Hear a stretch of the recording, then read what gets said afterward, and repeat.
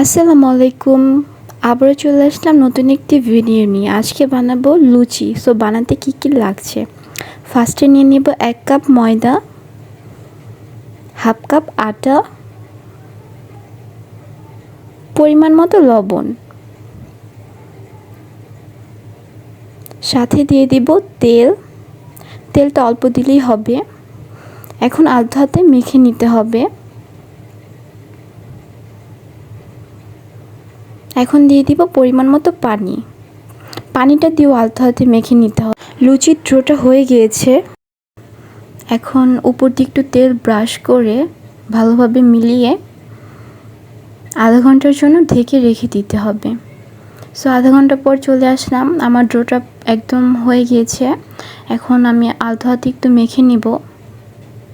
মেখে নেওয়া হয়ে গেলে ছোট ছোট ড্রো করে বানাবো। যখন বানাবো তখন একটু তেল ব্রাশ করে বানাতে হবে, তাহলে ভালো হয়। আমার এখান দিয়ে তেল গরম হয়ে গিয়েছে। এখন লুচিটা ভেজে নিব। মাশাআল্লাহ, লুচিটা অনেক ফুলেছে। এমন ফুলকো ফুলকো লুচি হালিম দিয়ে খেতে অনেক মজা লাগে, আলুর দম দিয়েও ভালো লাগে।